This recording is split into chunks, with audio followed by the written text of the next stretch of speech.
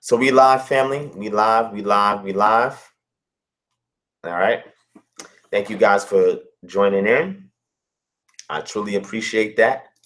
We're about to get started. I just got off of Facebook Live, giving a preface to what we're going to be discussing on tonight.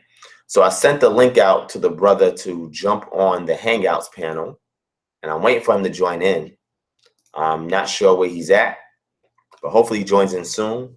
If he doesn't join in, I'm going to go along with the rest of the program. And then at the end, I'm going to let some other brothers on and they can speak their piece. I may not engage them because I was trying to give an opportunity to this other brother, but he has not clicked on the link and he has not logged in. So, but anyway, what I said was I was giving a preface and I was explaining what my position was. And I explained to people that my objective is to sever any ties to the puppet masters that are trying to control culture in our community. And the way of doing that is going back, restoring, resurrecting, restoring, and implementing ancient pre-exilic Israelite culture, customs, and practices. My position is that I'm more than likely, hold on, let's see. Okay, Mikhail joined in. All right, cool. Hold on 1 second. Let me mute you real quick. I'm gonna get to you. 1 second. All right. So what I was saying was, like I said on Facebook Live, those of you who probably heard it, those of you who didn't, my position is the northern tribes were sieged in 701. There was a great migration of them south into Judah and made their way into Africa. A good portion of them was also taken into Mesopotamia as well. And with that being said, those individuals migrated to West Sudan and they settled there and they brought with them the ancient pre-exilic Israelite culture. They didn't know nothing of Second Temple Judaism. The southern tribes stayed behind. Manasseh and Ephraim, remnants of Manasseh and Ephraim were in Judah because when Josiah restored the Pesach or Passover, Manasseh and Ephraim were still there, and the remnant that was still behind from the northern tribes were there in Judah. Okay, so after the siege on Babylon, after the siege by Babylon in Jerusalem, and there was more than one siege, two major sieges, right? 597, 587, and 586. We have a situation where the southern tribes didn't make their way into Babylon. They're in there for 70 years. Moses said, hey, while you're in captivity, I need you to plant vineyards and eat from them. I need you to build houses and live in them. I need you to marry off your sons and daughters. I need you to increase and not decrease. I need you guys to appeal to the prosperity of the city. And if the city prospers, you too will prosper. He gave them instructions on what to do while they're in captivity. That is a perpetual instruction. So when they came back after 70 years, they appealed and appeased, okay, by way of divine intervention, Cyrus and then later on Jarius, that allowed them to open up the doors and allow these Israelites to return back to their land and restore the city, rebuild the temple, and reinstitute what they believed to be their practices. But what we saw was their calendar changed. What we saw was the fact that you had these rabbis who needed a job as Levites and teachers that was in Babylon, created these synagogues, and now they're bringing all of this understanding from their integration into Babylon back into the land. Now, whether that's for good or for bad, that's up for interpretation, and that's up for subjective decipherment on your part. But these individuals came back. When they came back, their objective was to try and restore some practices, but outlaw others by pointing the finger of blame on the northern tribes and say, hey, it was them that caused us to be spewed out the land. And they influenced Judah and caused us to be brought into captivity. So the redactors were the people that got their hands on the Torah, and they created a Deuteronomical code at that time. And in creating that Deuteronomical code, they were compiling and codifying what they had their hands on. The interesting thing was when we fast forward to the Maccabean revolt, the Grecians, their overlords, had burned their books. And after they took the yoke of oppression off their necks from the Greeks, and they created the Hasmonean dynasty, a new renaissance came about, where these new Israelites were rewriting their history and rewriting their Torah and rewriting their prophets' works and so forth. this is very, very important to note, to understand what was taking place. The northern tribes, on the other hand, the ones that migrated into West Africa, most of them did not have a Torah in their hand, because that was mostly the job of the Levites. It was their job to handle these things. So a lot of these northern tribes just brought with them oral traditions, social memory, customs, practice, and traditions with them when they migrated into West Africa. Via cultural diffusion, they brought their practices and some of that bloodline and mingled in with some of the locals or the natives that were there, the indigenous peoples, and then some of them stayed isolated to themselves. Long story short, transatlantic slave trade happened and depleted a lot of these communities.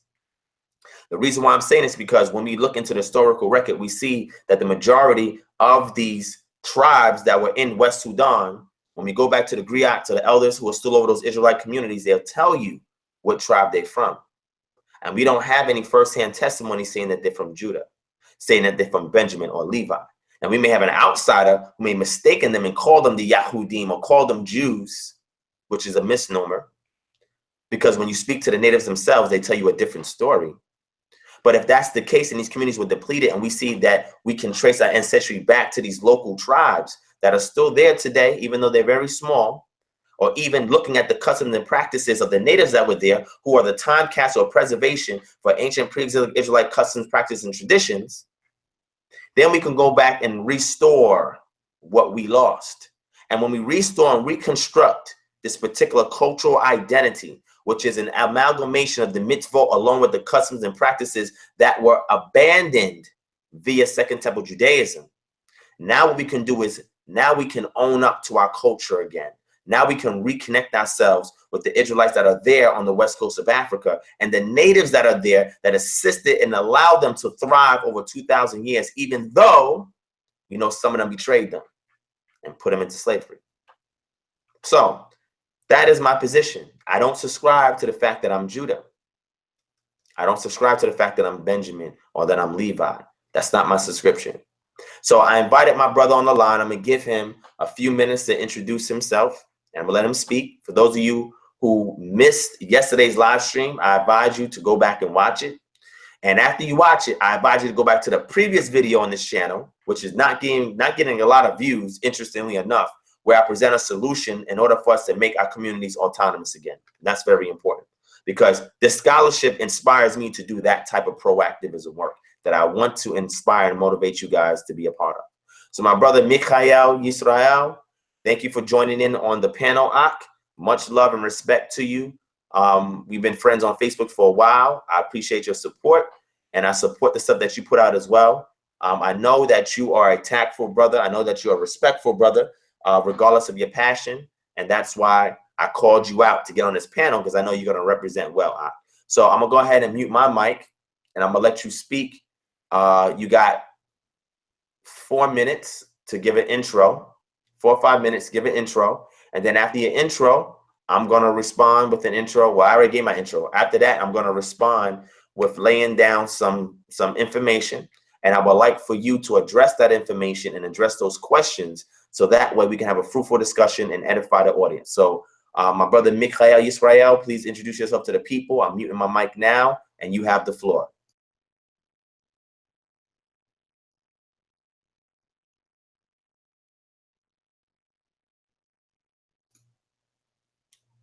Unmute your mic, Ak. I can't hear you.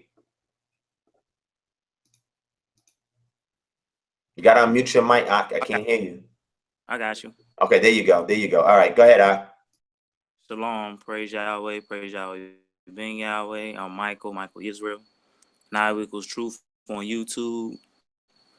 Man, I'm just here just to, to dialogue with you, bro. I mean, I believe I stand on the grounds that we Judah here on the whole Western Hemisphere, not just America, just the whole Western, everybody that Brazil too, Caribbean too, you know, Cuba too. All of them Judah, if they got off the boat, they just had different slave masters.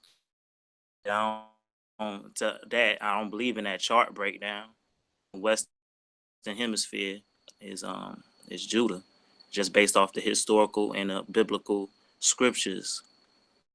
And the Messiah too. The Messiah in, and a whole lot of other, just connecting the dots about how everybody else is waiting for us over here in the West to stand up, and everybody else know who we are. They just waiting for us. I mean, they just waiting for Judah. So now I'll let you get back the floor. You can get back the floor and set it up. All right. I got you. So go ahead and mute your mic real quick. Mm-hmm. Mute your mic real quick. All right. Well, actually, I'll mute your mic. I have a question to ask you real quick, real brief question.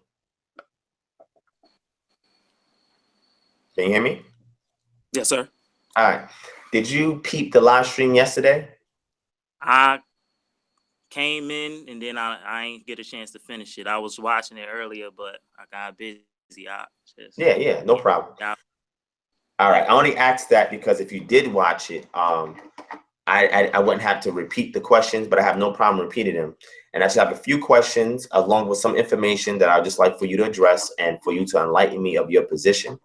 And that way we can just have a fair dialogue, all right? Because I'm not here to ambush you in any way.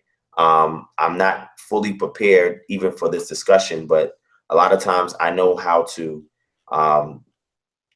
dialogue on the whim, you know what I'm saying? So I just want to pose some questions, and hopefully you're well studied enough to be able to respond to them. And again, we can always have future discussions once you're exposed to my line of questioning and the information I present. So that way you can come back with a more studious response, you know what I'm saying? So now here's the thing. Now that I said what I said in regards to me not being from Judah and me being from the northern tribes, my question to you is this. Can you show me in scripture where it says that Judah would be here in America? Can you give me that scripture, Ak? Jeremiah 13:19. Okay, can you read it for us? Or you want me to read it? Yeah, you can read it. Go ahead. Hold on. I have to go on my phone to do it. I ain't got Okay, no problem. Jeremiah, what you say? 19. Jeremiah what? Hello? Can you hear me? Yeah, Jeremiah what? 13:19. Okay. All right. Okay, let's see. All right, I'm gonna read it for you. All right, so it says, Jeremiah 13:19. It says, the cities of the Negev have been locked up, and there is no one to open them. All Judah has been carried into exile, wholly carried into exile. All right, can you expound on that? All right. It says holy. What is the what is there? What is holy? Holy mean? That means entirely, correct or no? I'm asking you. Yeah, so holy can mean entirely in that sense. Yes, I agree with you, Ak. Good. So in that scripture is pertaining, where is it they getting carried away to? Pertaining to where? Where would they be getting carried away to? It's a prophecy. Well, from looking at 2 Kings, we see that they're taking into Babylon by way of the Chaldeans. It says shall though. So this is a prophecy, right? Yeah, so if we read Jeremiah 13:19, it says the cities of the Negev have been locked up. So the Negev is a desert towards the south of Judah, and there is no one to open them. All Judah has been carried into exile, wholly carried into exile. It says, lift up your eyes and see those coming from the north. Where's the flock that was giving you your beautiful sheep? So in regards to this being prophecy, I agree, because at this moment when Jeremiah was speaking this incident had not yet occurred. So are you saying that it was not fulfilled via the Babylonian siege on Jerusalem in 586 BCE? No. No, Well, it yeah, wasn't fulfilled. I'm saying no, as in yeah, you're right. That's what I'm saying.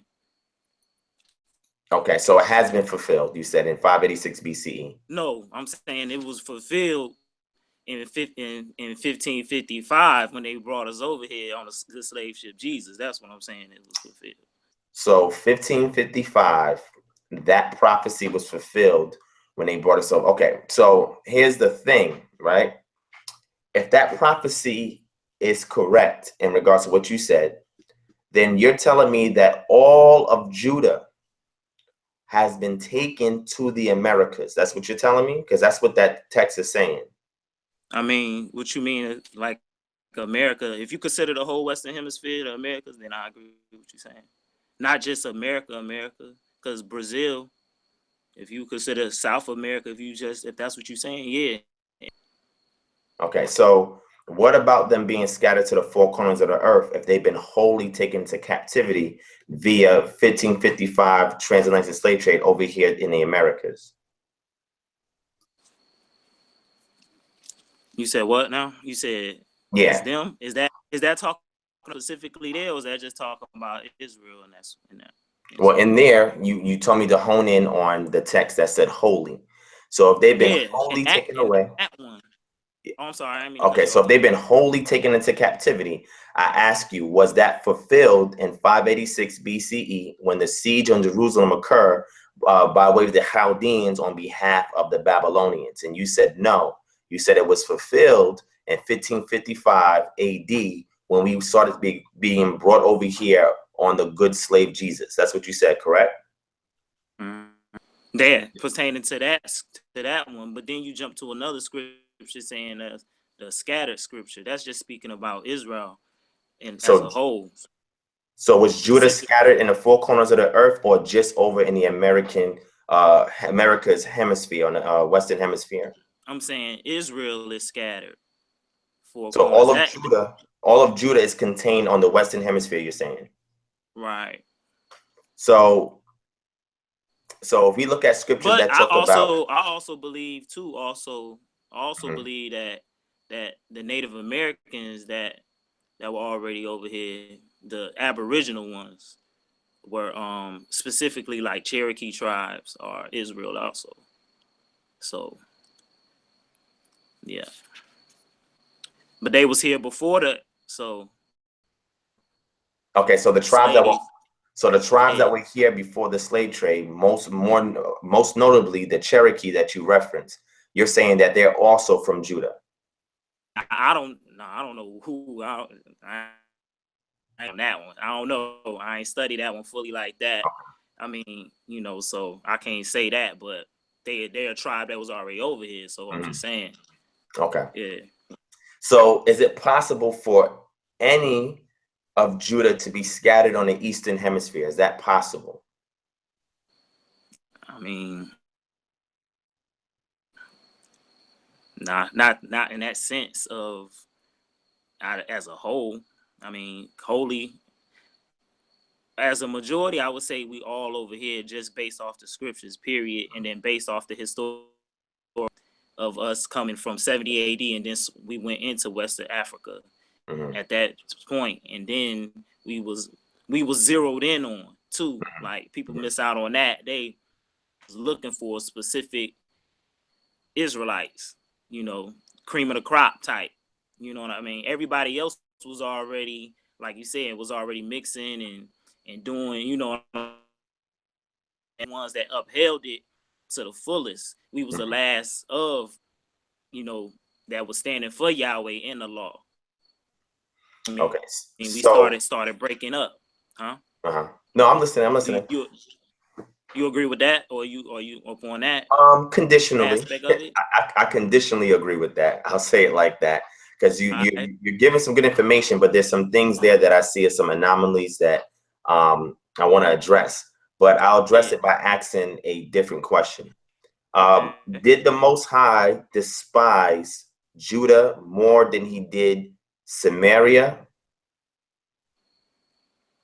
Despise them. What you Yeah. mean? Did, yeah, did he have a more aggravated hatred towards Judah than he did towards Samaria or the northern tribes? No, I think he had like a more of a love, but he was more disappointed in.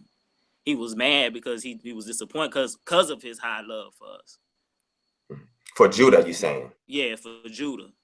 Okay. His he, because like I said, we was the line of kings. We was the royal priesthood. Mm-hmm. So we had you know what I mean, we had to uphold that, and then so when we fell, it was he was mad once we started doing what the other tribes was already doing, mixing and carrying on. Right. Gotcha. Okay. Just give me 1 second. I want to shout out Yehuda Ben Yisrael. I definitely appreciate the donation, Ak. It's gonna go a long distance in helping the ministry to help other people. So shout out to the brother for giving a donation. To those of you who are inboxing me, because I'm trying to respond to the inbox and address the brother with respect, to make sure he gets my attention as well. You guys can also send a super chat donation. If you go to the live chat underneath, you'll see the name of your channel. It'll say something. Underneath that, you'll see a smiley face, and to the right of that will be a dollar symbol. You can click on that, and that will give an immediate donation to this channel that would then be funneled into the ministry. And if anybody has a need for anything, you can email us, and we make sure we take care of you based on a donation from that we get from our supporters, and based on what we also aggregate or get up by means of the services that we offer to better the community. So I want to shout the brother out for that and also give a heads up. All right. So I heard what you said. So question would be for you is, and then I want to go to scripture, right? Because I left off with saying that the Most High detests Judah more than he detested or had an aggravated hatred, or I'll use your word, disappointment for Judah more than he did for Israel. So we're gonna get into scripture on that. Before I get into scripture on that, hold on, my camera's bugging out. Hold on, give me a second. All right, that's better. All right. So before I get into that, my question would be to you is this: if you found out that you were not from the tribe of Judah, how would that affect you personally?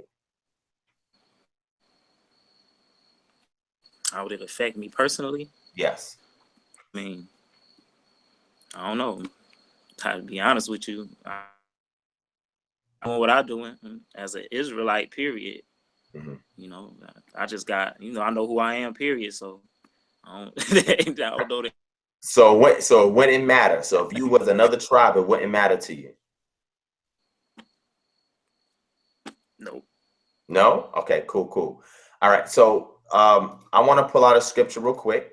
We're gonna go to Ezekiel chapter 16. All right, so family who are watching, I want you to go to Ezekiel chapter 16, okay?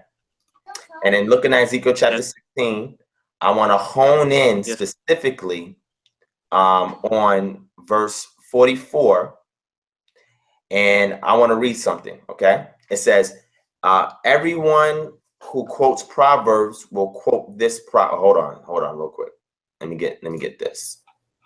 All right. Behold, everyone who quotes Proverbs will quote this proverb concerning you. Now, Ezekiel was talking to Judah, saying, like mother, like daughter, you are the daughter of your mother who loathed her husband and children. You are also the sister of your sisters who loathed their husbands and children. Your mother was a Hittite and your father was an Amorite. And this is speaking figuratively, right? Now, your older sister is Samaria, who lives north of you with her daughters. And your younger sister who lives south of you is Sodom with her daughters. Yet you have not merely walked in their ways or done according to their abominations, but as if that were too little, you acted more corruptly in all your conduct than they. As I live, declares Yah Elohim. Sodom, your sister, and her daughters have not done as you and your daughters have done. Behold, this was the guilt of your sister Sodom. She and her daughters had arrogance, abundant food, and careless ease, but she did not help the poor and needy. Thus they were haughty and committed abominations before me. Therefore I removed them when I saw it.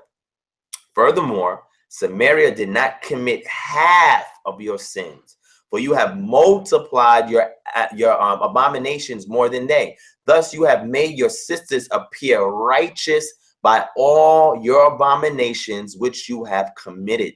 Also bear your disgrace in that you have made judgment favorable for your sisters because of your sins in which you acted more abominably than they. They are more in the right than you. Yes, be also ashamed and bear your disgrace, in that you made your sisters appear righteous. Nevertheless, I will restore their captivity, the captivity of Sodom and her daughters, the captivity of Samaria and her daughters, and along with them your own captivity, in order that you may bear your humiliation and feel ashamed for all that you have done when you became a consolation to them. Your sisters, Sodom with her daughters and Samaria with her daughters will return to their former state, and you with your daughters will also return to your former state. As the name of your sister Sodom was not heard from your lips in the day of your pride, before your wickedness was uncovered, so now you have become a reproach of the daughters of Edom and of all who are around her, of all the daughters of the Philistines, those surrounding you who despise you. You have borne the penalty of your lewdness and abominations, declares Yah. For thus says Yah Elohim, I will also do with you as you have done, you who have despised the oath by breaking the covenant. Now, those of you can read the rest of that, and you can even jump to Ezekiel chapter 23 and get some more information in regards to that. But the point that we're looking at here is that if you go up further to verse 35, it says, therefore, O harlot, hear the word of Yah, because your lewdness was poured out and your nakedness uncovered through your harlotries with your lovers and with all your detestable idols, and because of the blood of which your sons, which you gave to idols, therefore, behold, I will gather all your lovers whom you took pleasure, even all those who you loved and all of them who you hated. So I will gather them against you for every direction, expose your nakedness to them, that they may all see your nakedness. Thus I will judge you like the women who commit adultery or shed blood or judge, and I will bring on you the blood of wrath and jealousy. So in looking at this, there's a juxtaposing between Samaria, Sodom, and Judah. And the Most High is examining Judah, and he's comparing Judah to Samaria, which represents the northern tribes, and Sodom, which is towards the southeast region of Judah. And he's saying, you guys were looking at Judah, and Judah, you guys were looking at Sodom and saying, oh, look at all they did. Look what the Most High did to them. You guys were also pointing towards Samaria and saying, oh, look at all the abomination they did. Look what the Most High did to them. But then the Most High saying, but you've committed more wickedness than they did, to the point where they appear righteous before me more so than Judah is. So that is a profound statement that the Most High Yah is making about Judah when he's directly contrasting and comparing them to Samaria and even Sodom. So I say that to say this: the Most High had a more aggravated hatred towards Judah than he did towards Samaria and Sodom. But the promise he also gave to Judah in regards to after dispersing them, that he's going to regather them and take them out of their captivity. He said first he's going to do so with Sodom, then Samaria, and then Judah. And he said the reason why I'm doing it there is because I want you to feel the humiliation, because you guys have done worse than they did, and you're going to watch them become restored before I come to restore you. Now, this is a profound statement. This is after Dawid, after Solomon, after Rehoboam, after all the kings, up until the point where this is being written by Ezekiel. And mind you, Ezekiel is in captivity at this time. You go to Ezekiel chapter 1, he's by the river Chebar. He's in captivity. He was taken away in the first siege that happened on Jerusalem, which was 597 BCE. So therefore, he's there writing this about Judah, who is still in the land, because Judah thinking that everything is cool and copacetic, that even though they may have some problems with the Babylonians and they may not be doing what's right, they think that they got an easy pass. He's saying, no, y'all ain't got no easy pass. Y'all doing worse than Samaria and Sodom, who you've laughed at. So now we understand that. We see that the Most High is more upset with Judah, more angry towards Judah, and he's going to humiliate Judah more so than he did Samaria.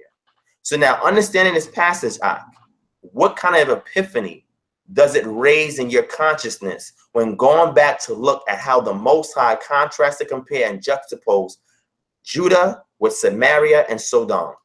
And I'll mute my mic so you can speak out. To me, that add more to it. To me, what I see is that, okay, he humiliated us like right now before everybody, every day, right now.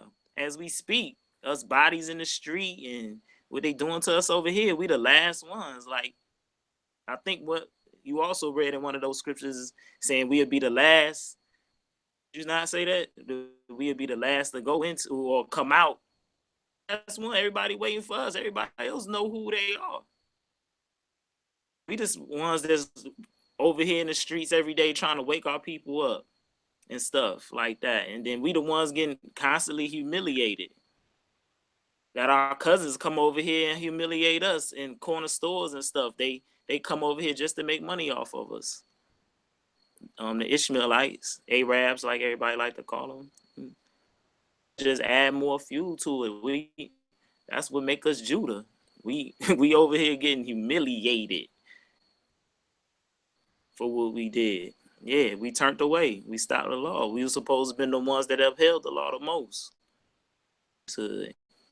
And we didn't. So we catching it.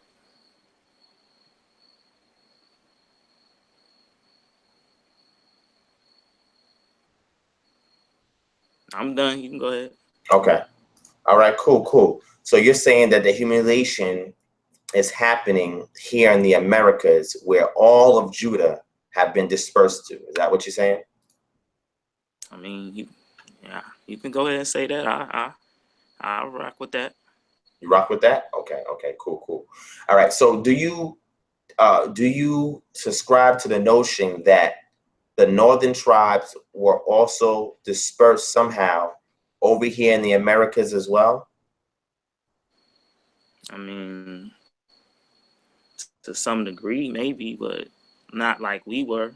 I don't know, like, what would be your way? How would you saying? What is you connecting the dots to that to? You saying where did I get that from? Yeah. Where you getting that from? Okay. So I know you missed the session that I did yesterday, but I'm going to touch on a few points. Okay. So this way you can see where I'm coming from, and that way you can properly rebuttal. Have you read this book right here? Babylon the Temple of Two? Yeah. Have you read it? It's been years though. Yeah. Yes. Okay. Do you subscribe to the information in here? Yeah, most of it. Most of it? Okay. So I'm going to turn to page 92. Okay. And I'm going to read something. Are you familiar with this individual by the name of Eldad the Danite?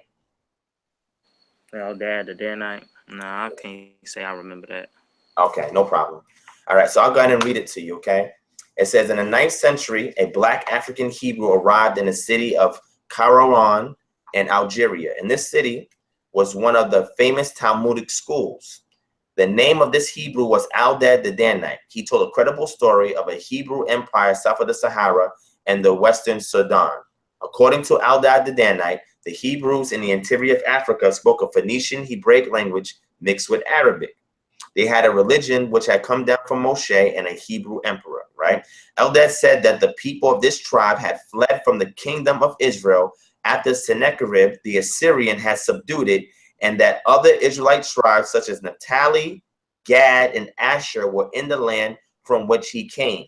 He told of the laws of Moses, which they followed, the complete series of the scriptures except for Esther and Lamentations. He did not speak of the legal works that were produced in Babylon and Palestine after the destruction of the first temple, of which the Algerian Jews had a knowledge.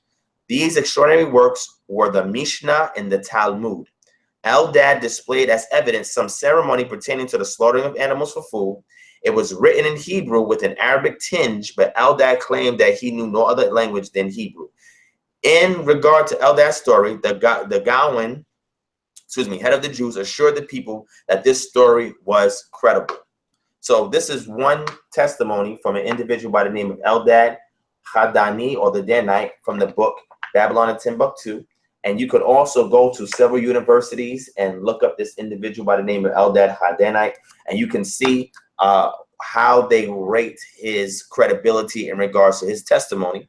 All right, where they say that there's some things that he said that they felt was exaggerated, but a lot of it was rooted in some truth, right? So for the most part, what he's identifying that there were northern tribe Israelites, more specifically Gad, and I'm saying Gad for a reason, that were there in West Africa and West Sudan, south of the Sahara, and that they had no knowledge of the Talmud, halakhic law or any of the customs and practices of Second Temple Judaism. Right? Now I'm going to show you two tribes that sprung out of the settlements by these northern tribes in West Africa. But I'm gonna let you speak first. I know you want to say something. I'm gonna let you say something. No, I just got a question. Sure, go ahead. So you said the Western Sudan. Where's that today? Yeah, West Sudan is sub-Saharan Africa, which we will say is West Africa. So I can show you. I'll show you on a map real quick so you can see what I'm talking about. Give me 1 second. Cause when you say Sudan, I'm thinking, you know, I'm in the east, so you saying West Sudan? Yeah, so West Sudan, and West Sudan is what this was a term that was used by the Muslims and Arabs that had commuted and created trade routes throughout Africa. But let me go ahead and show you this map so you can see what I'm talking about. Okay, so if you look here on my screen, all right. So West Sudan, this is the Sahara up here. Okay, this is all the Sahara, right? This is Algeria, where Haddad al-Dani, where he was at speaking to the Yahudim in Algeria, and what he was doing was reporting to them what he witnessed here in this area in sub-Saharan Africa. All right, in this region right here, this is sub-Saharan Africa. All right, you see it? So that's going from Senegal. Now, mind you, the map that we see today, the way it was carved out, this happened in the 1800s. This is not how ancient maps depicted West Africa. But what I'm showing you with the hand right here is simply the region that we will call West Africa. Where you see me going over with the hand. This is all West Africa. All right. So he's saying that he saw these northern tribes here in this region here. And he said that they were from those specific tribes that I mentioned: Asher, Gad, Zebulon, Naphtali. And he's saying that the ones that were living here, that they had no knowledge of the Talmud, which consists of the Gemara and the Mishnah. They didn't know anything about the halakhic laws. And on top of that, certain customs and practices of Second Temple Judaism, they were unaware of. And the practices that they had were practices that were, I would say, in correlation to what the northern tribes were practicing in ancient pre-Islamic Israel before they got kicked out via the siege by Sennacherib and the Assyrians. All right. So that's this region here. Okay. So that's just to give clarity, not just for you, because you asked a great question. I'm sure other people probably had a similar question when they hear the word West Sudan. They're not sure how to really place it. So I went ahead and I shared that for you. But let me go ahead and share you something else real quick, right? And then I'm gonna consummate what I'm saying. I'm gonna give you a reference, right, from a book that one of many books that I can suggest for you to go ahead and read so you can understand more of the primary testimonies of the Israelites that lived there. So I give you historical evidence that goes back to the 9th century, all right, that we have here from Eldad Khadani, right? So this goes back to the 9th century AD, okay? Now I'm going to give you testimonies via the locals that were there in West Africa, and they're going to tell you where they came from, and then we're going to show you a PhD scholar who's from that region that goes more in depth to explain to you the migrational origins of those people and what tribe they came from and when they arrived there. So I'm gonna show you these two pieces of evidence, and after I do this, I'm gonna give you an opportunity to rebuttal, and then I'm gonna ask you two last questions, and then I'm gonna allow you to close, and then I'm gonna finish on with the program, because I have a few more things that I want to share with the audience. Okay, is that all right, Ak? Yes. Okay, cool. All right, and if you have any references off the top of your head that you want me to go and look up, whether it's a map, because you may have seen this old a map that was created by a particular cartographer who actually isolated the area of Benin and called it the Kingdom of Judah, Kingdom of Ouida, the Kingdom of Ouida, and you may want me to reference that on the screen for the audience to see, so that way they are aware of one of your references, or if you have any other historical accounts from anybody that you may know that you want me to show on screen, since I know that you can't really do it right now, I'm willing to do that for you so that the audience can further get the point that you want to convey. So if that's the case, if it comes up in your mind, let me know. If there's another scripture you want me to read, just feel free to let me know. Okay, Yeah. I had a question. So you were saying I didn't see the little hand when you was pointing at the map from my perspective. Oh, you I didn't see. Okay, so Nah, but so what? But you could just read what you were saying. Which states was you pointing at that you were saying that West Sudan tribes was in or whatever? okay, so you want to know which countries that consist of? Yeah, that you was So that that. that would be Senegal, Gambia, Guinea-Bissau, Guinea, Sierra Leone, Liberia, Cote Okay. d'Ivoire, Burkina Faso. There's an Israelite community there. Parts of Mali, Nigeria, Benin, Togo, Cameroon, some of Chad. So I would say those areas right there, sub-Saharan Africa, those make up most of sub-Saharan Africa. Okay, Okay. and what's called Western Sudan. That's an old term for it. Or you'll hear a term called the Yahudim of Balad al Sudan, and that has to do with these Jews, which I say is a misnomer, because I would say most of the people that was in there were northern tribes, and they were not called Jews. I agree that Mhm. I didn't mean to cut you off. My bad. Go ahead. Okay, no, finish out. You Agree. I got it. came across that it was some northern tribes over populating in those areas during that captivity before Judah got kicked out. So yeah, I'm aware of that. Um, so like I don't know what else you was about to say. No, nothing. So I was just hold on. Let me bring it up here. Yeah, I'm aware. I'm aware of that. As Okay, far as cool, cool. Mhm. other references is concerned, yeah, I don't know if y'all ever read "You Are Not a Nigga" by Yahweh Ben Yahweh. Mhm. I recommend that book. Mhm. I read it. I didn't finish it, but I did start to read that. Very Yeah, interesting. read that one and lesson 1 too also as well. Huh? No, get out. Yeah, oh, I thought you were saying something. I didn't want to cut you off. But yeah, they can find that on Boss chapter 7 dot on PDF for free.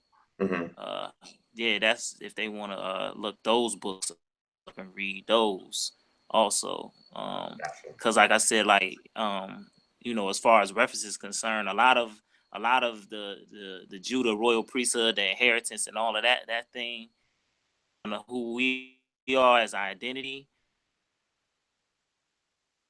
and being of hemisphere got a lot to do with the Messiah prophecy as well.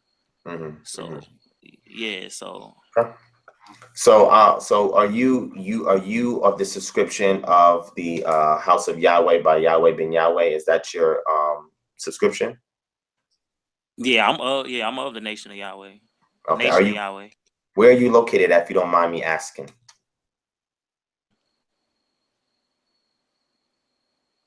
Columbus, Georgia, like an hour south of Atlanta. Okay, so I'm in Atlanta, right? So if you ever want to Yeah, meet up, me and huh? you met before. Me and you met Yes, I before. know, because I know looking at you and hearing your voice, I knew you sounded familiar. Yes, sir. Yeah, so if you ever want to come back and build, you're free to do so. And that's why I said to myself, looking back on our discourse, that you was going to be respectful enough to have this conversation. Um, Okay. but I know in regards to this particular subject matter, I just want some things addressed to better convince me if I am of Judah. Okay, so I'm gonna present for you what I presented yesterday, real brief, because I don't want to hold everything up, and I just want to propose two more things to you as well. But if you go back to this book, I'm going to show this book again. Mm-hmm. Right, I'm gonna put it up on the screen. Let me know if you can see it. It might be a little small because you have your phone, but let me know if you can see it.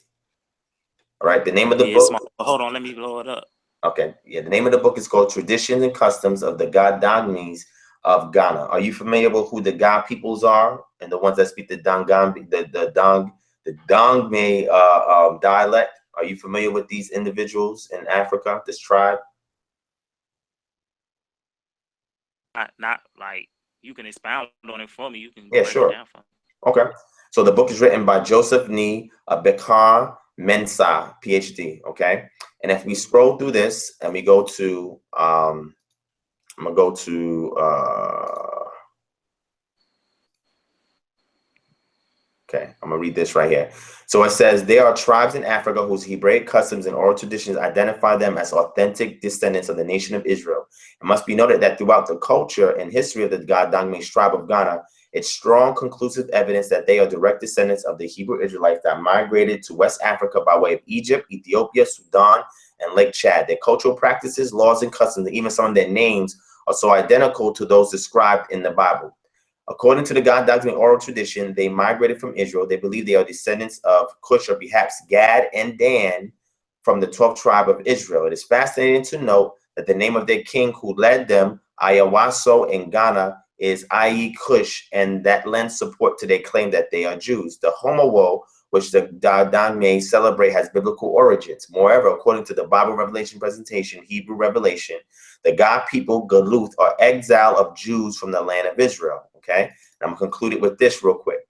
It says, thus we see to be at a point where it may be helpful if the oral tradition, history of the God-Dangme people, and supported by biblical history and some biblical scholars, and further supported by DNA evidence, as in the case of the Limba tribe of South Africa.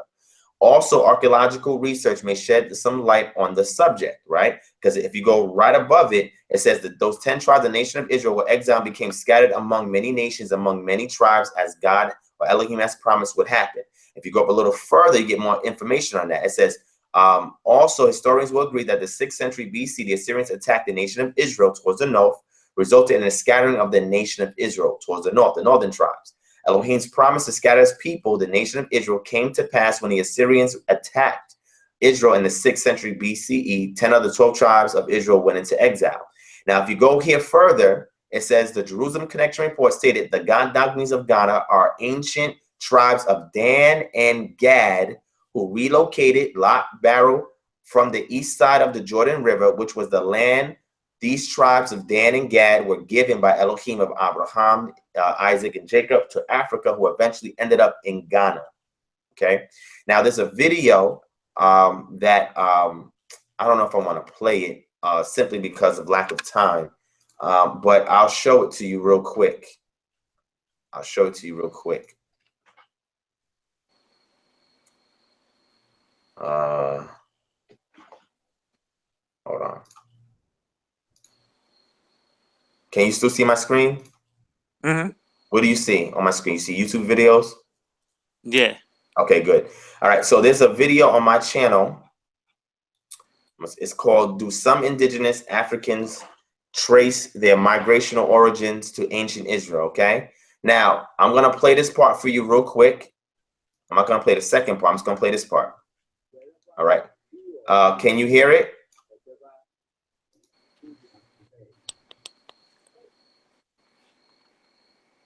Can you hear it? Yeah, can you hear it? It's low. It's low? Okay, well, It's so low I barely can hear it. Okay, that's fine. Just keep looking at the screen. You're going to see some captions come up, and that will help, all right? So just watch. All right, go ahead. Whatever food we have prepared. Everybody has a gun.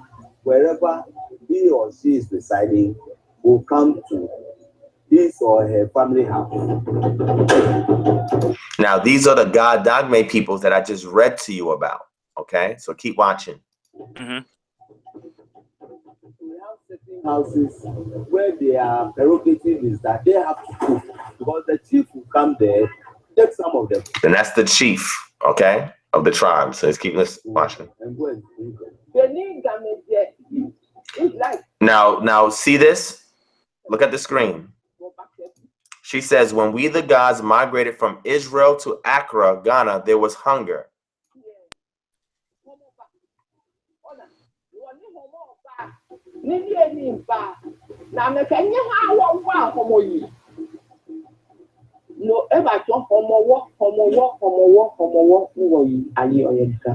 All right. So she was letting you know this is a primary first-hand account of a native that is there in that region of Ghana, that's part of the God-Dangme peoples, that is telling you that they migrated from Israel. I gave you a reference here by a scholar who is examining his culture, and he is making comparisons between ancient Israel and the traditions of the God-Dangme peoples. And what he is saying is that those peoples from outside scholars, as well as the peoples themselves, are telling you that they are from Dan and Gad. And if we look at the history of the God peoples were also involved in what we call the transatlantic slave trade. Some of them were taken into slavery and brought over here on the Western Hemisphere. All right. So I'm gonna give you an opportunity to respond to what I just showed you. Okay. And definitely I want to move forward. So let me know when you're ready. I'm ready. All right, go ahead. Yep, go ahead.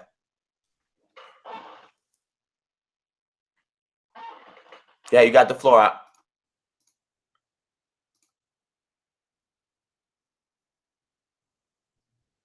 Hello? You there, Mikhail?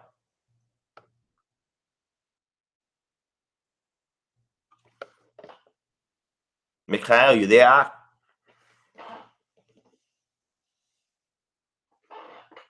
All right. I think his phone got messed up. So I'm going to eject him. If you're hearing this, Mikhail, exit out and come back in. So I'm going to boot him for a second.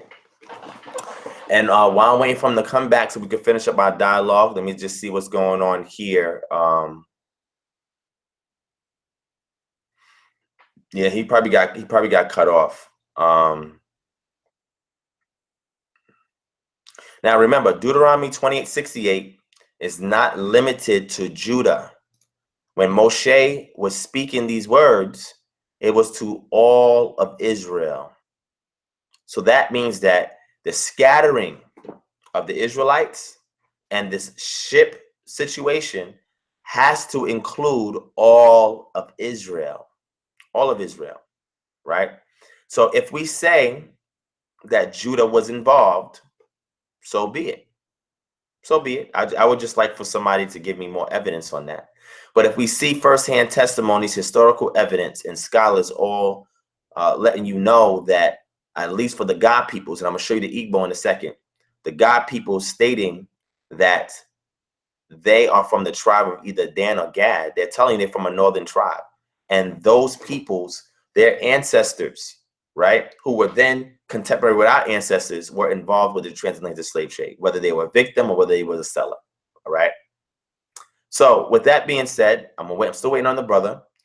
I'm gonna bring up some information. I'm gonna show you guys as far as the Igbo. We're gonna see what the Igbo people say that they're from. Now remember, family, these are subgroups amongst a much bigger populace, right, that are claiming their Israelite identity.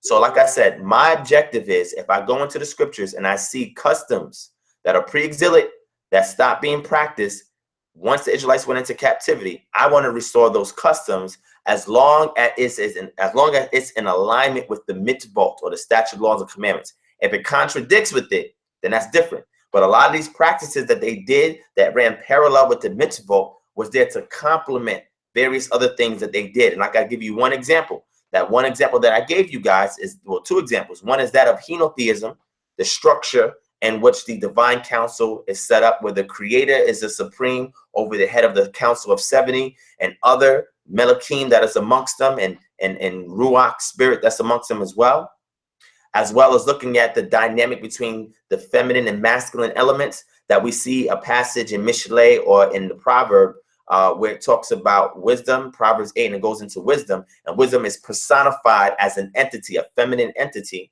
where, like I said, the objective of that was, she says that I was in the beginning as a partner, right, with the Most High.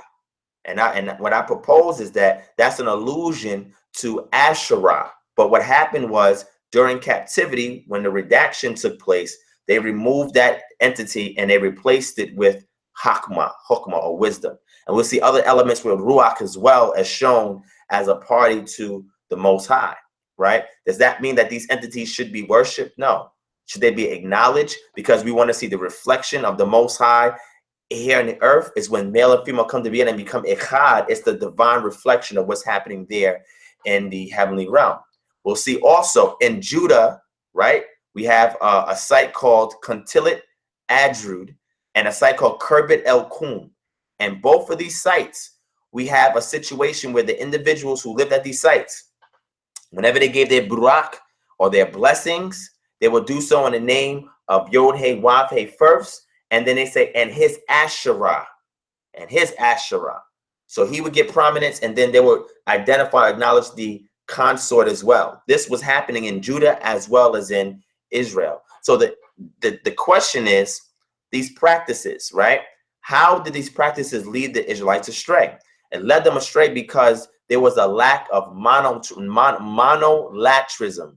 M-O-N-O-L-A-T-R-I-S-M. Look it up. M-O-N-O-L-A-T-R-I-S-M. Because there was a lack of this that was due to the supreme entity, they started to whore after other entities, and they put these entities before the face, Panaya, before the face, Al Panaya, before the face of Yah. And that provoked his jealousy. They did not acknowledge and identify them in their hierarchical structure with Yah at the top. So therefore, they started to create things such as teraphim, votive offerings for these other entities. It gets deep, family. But the lecture is going to go into that. And the second one after I deal with that, the third one would be building stone altars. We see the patriarchs build stone altars every time they had an encounter with Yah. Anytime somebody died, that concept of tombstones, we see it go back to scriptural times. When people died, they created a tombstone, right? So we keep one of those practices, but what about building these stone pillars and memorials to Yah and consecrating it with a libation of wine and oil, and then to consecrate it and to be able to acknowledge that you had an interaction with Yah right where you built that stone memorial? That is one of the customs that was abdicated, abandoned once the Israelites went into captivity. The teraphim was also a practice that they had, but they were devoting these teraphim to another deity. The teraphim that was initially used by the Israelites was one that was abstract, because they were not allowed to create any images that was in the earth, underneath the earth, that was in the heavens, etc. But what happens was the votive offers of teraphim they started to create towards these other deities were teraphims that had images in them, because they were devoted to these other entities, and that was shown to be in direct opposition to what the Most High Yah had pronounced to the Israelites in his commandments. Tutelary spirits, T-U-T-E-L-A-R-Y, tutelary spirits. These are guardian melakim, guardian messengers that the Most High gives charge over to those who hide themselves in the secret place of Yah, to allow the shadow of the Almighty to overwhelm them, so that way they are protected from danger. When you know how to get into that secret place with Yah, then his shadow will protect you and no harm will come upon you. And these guardian ancestral spirits will be watching over you. This is in scripture. When I do this lecture, I'm pulling all of this out. I'm going to share this with you guys. None of these ideas or the ideologies that you can implement today is in contradiction with Torah. When it is done in a fashion that is ordained by Torah, it needs to be done away. If it's done in a fashion that's dedicated to other entities, it must be done away. But if you can restore that which your forefathers have practiced, that kept them in complete remembrance to Yah, by creating these memorial stones, doing their libations, understanding the hierarchical structure and shamayim, etc., etc., understanding the tutelary spirits, understanding what the teraphim, the Asherah poles are, understand what these elements are, the feminine, masculine, then the only way you can reconstruct and restore that, if it was done so in tzedek or righteousness, and it does not conflict with the mitzvot. But the way to properly understand these practices is by examining these West African tribes, where a sub-clan of them identify themselves as being Israelites, so you can see the cultural diffusion of these practices and customs that have been amalgamated amongst these indigenous natives that were there. And if you read that book that I mentioned earlier about the traditions of the Gandagme and mixing it with the authentic Hebrew Israelites, you'll see that he goes on and talks about the migration routes of the Dagame peoples, who told you from the video that they migrated from Israel. But there was other people already there, which means that those people that was already there had their own customs and practices. But through cultural diffusion, now it was mixed in. And now when the other Israelites, who were the enclave unto themselves, the isolates, when they got depleted and diminished over time, a lot of them were waking back up to their identity and trying to restore back their culture that was pre-exilic, but now they had an influence by the Sephardim and much later from the Ashkenazim. And now those isolates then converted over to Judaism. Because like we saw by Eldad Hadani, they knew nothing about Judaism. They didn't know anything about the Talmud, the Mishnah, the Gemara, the halakhic laws. They didn't know anything about this stuff. This is what drives Second Temple Judaism. And I'm not saying that that's bad or that's wrong. I'm not saying that. I'm saying I'm choosing to practice the ancient pre-exilic Israelite customs. That is my goal, because the oppressor does not own that. He has not done that reconstruction because he has no interest in that. He wants you to follow after the Ashkenazim, the Mizrahadim, the Yemenites, the Sephardim. And we're not saying that they're all bad, evil, whatever. What we're saying is we don't have anything unique to our own because we're always looking towards another group to be the authority over our cultural practices. Therefore, culture cannot no longer protect us because now it's difficult to identify what is native and what is foreign because we are adopting practices from those who do not have a shared experience in the ma'afa and imperialism that we do. I hope y'all understanding me, family, and I'm not losing you. I'm still an Israelite. Tie myself back to the northern tribes. I keep the mitzvah, the statute, laws, and commandments of the Most High. But I also want to go back to the customs that was lost due to captivity so we can go back into a mindset of sovereign implementation of our spiritual cultural practices that we can utilize in order to supplement what we are losing here in our diaspora to redeem us back in alignment with what the Most High intended for Israel to follow before they fell away. We have more access to information than our ancestors did. So that means we have a higher obligation to be Zedek or to be righteous so we may become the light unto the Gentiles, family. Hope you're understanding what I'm saying. All right. Hit 1, family. If the audio and visual is on point, hit 1. I want to make sure you guys can hear and see me clearly. Hit 1. If the audio visual is on point. Now, what I also want to show you guys, let's go to Yeshaya chapter 11. Because I want to show you guys that Judah wasn't the only one scattered.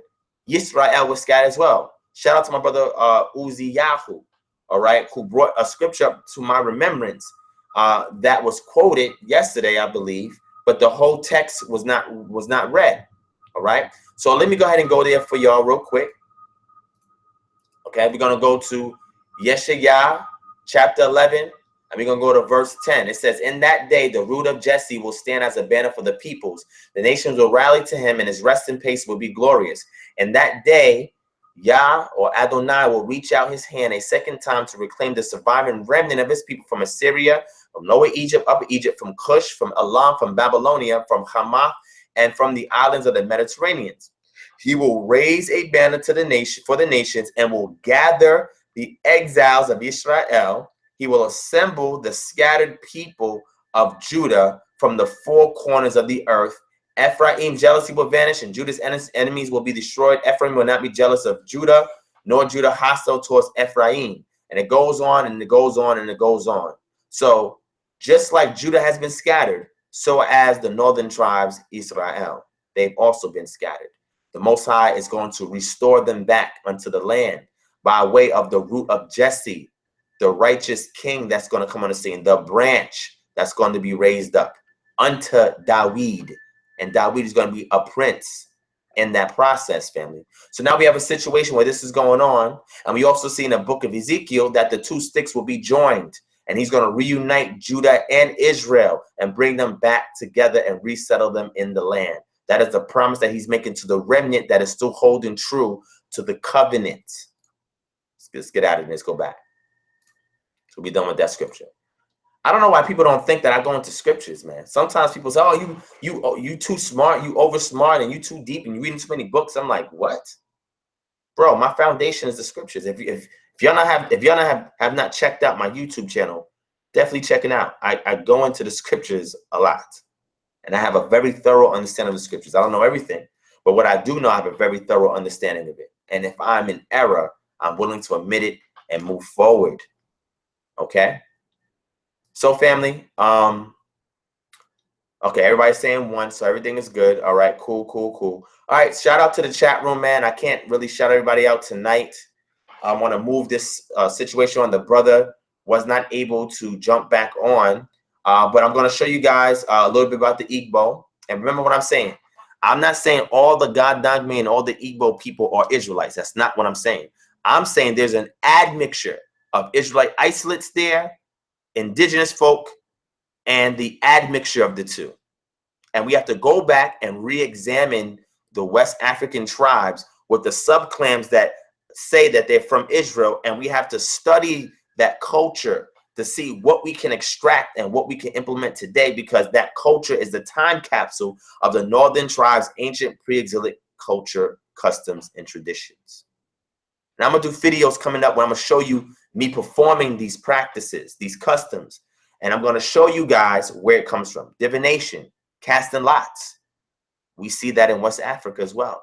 We see that all throughout the scriptures, from the Kohanim, the priests, all the way to the regular laymen, the the people. All right. So we see this occurring. This is happening amongst the common people. Even those who subscribe to the Brit Hadashah, the apostles do it in Acts chapter 1. They cast lots. This is the form of divination where you don't need the priest to divine for things that pertains to Yah, his will, and his nation. We can still do that today as well.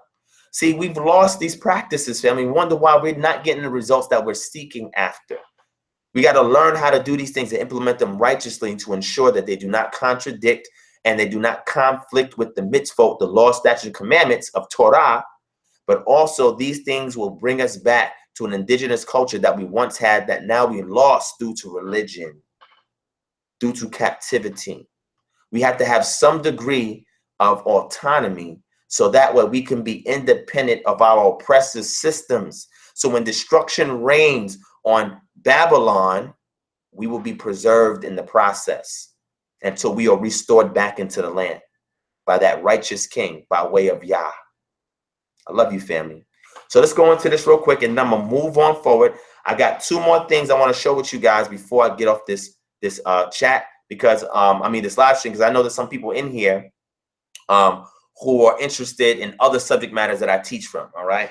So Deborah Swartz said, what practices? I mentioned those practices: divination, casting lots, tutelary spirits, the acknowledgement of tutelary spirits, ancestor veneration, henotheism, masculine feminine principle, stone memorials, altars, libations, etc. So those are several of them, right, that I had mentioned in regards to these customs and practices that was indigenous to ancient pre-exilic Israel. And once they went into captivity and they went back from captivity, restored the temple, the city, and reinstitute Torah, these customs and practices was lost. You also had teraphim and Asherah pole implementation as well, which the people used these things to worship other entities. All right, these practices was customary, but it was not devoted towards Yah. They devoted them towards these other deities. Right? So when you understand that these other deities exist and what their roles are and what cultures are attached to them, you know what to avoid. But then you have things called egregores. Egregores are modern day entities that arise based on concepts or ideologies that is created by in the heavenly realm that then makes its way to the earthly realm, that is then injected into the mind of an adherent to one of these entities that then uses this egregore to aggregate worship towards it, and now it gets to shift things in Shamaim and Eretz, and now it becomes a force on the scene. This is what modern day religions do. But if you don't understand what these egregores are, that are programs that are controlling you, and what entities are responsible for messing around and creating and inserting these programs, you will be lost. There will be so much confusion, you won't have a direct path to Yah. This is deep and this is very important, family. So let's move on. Let's move on. Deborah said, you're saying we have to go back to that? I'm not saying anybody has to go back to anything. What I'm saying is there are some customs that do not contradict or conflict with Torah that we can implement, again, in order for us to have a closer relationship with Yah. And one of those simple ones that we can, well, two simple ones, is understanding the concept of henotheism, divine counsel. And the second one would be the female, the masculine feminine principles, which is important because we have man, we have an issue in our community when it comes to the relationship, the family structure, masculine, feminine. You know, we either have the feminist females that want to exert authority over the man, or we have the totalitarian males that have an excess of testosterone and they want to lord themselves over the women. We have to understand that the Most High has created man and woman so they can be equal partners in the sense where they're the opposite strength of the other. That's deep. The word helpmate is a bad translation. It's just a opposite strength. Excuse me. Opposite strength. That's what we should term that phrase, the opposite strength. And once we understand these principles and we can reinstitute it appropriately, then both male and female will fall into their respective roles without even having to butt heads and trying to force each other to get in their position. This can happen organically and it can happen natively. All right. But we have to restore these concepts, these understandings. And in doing so, we can have a more respectful family structure and we can then better empower the community. And setting up small stone pillars and small stone memorials and pouring wine and oil on it as libations to consecrate it, because you're acknowledging your commitment to Yah. You're acknowledging your experience with Yah, wherever it may be. It could be something very small. And you're dedicating that area where you've encountered Yah back unto him. It could be your home that you dedicate to him. It's a dedicatory process that you can do. It could be somewhere in your backyard. Okay, this is done when we do it for the dead. We get tombstones when we bury the dead, and we put the tombstones there for the dead. And some people from the hood, they pour out liquor for their dead homies. That's a libation. We do it in common practices, but we don't devote it to Yah. We rather do a headstone for somebody that passes on that can no longer truly influence us, right? The way that Yah can, but we can't do it for Yah. You see that, family? Okay, let me back off. Let me proceed forward. I know this is interesting, but we can proceed forward. All right. Yeah, Kiefer, a lot of people, I think this is throwing people off because this may be on a different level. Not saying that it's on a level deeper than everybody, but it's a different angle to look at reclaiming our culture so our oppressors no longer control it. It is back in the hands of those whose ancestors have initiated it, so that way it can circumvent and prevent foreigners from usurping the culture that was designed for the preservation of those who are involved in it, because their ancestors are the ones that initiated it.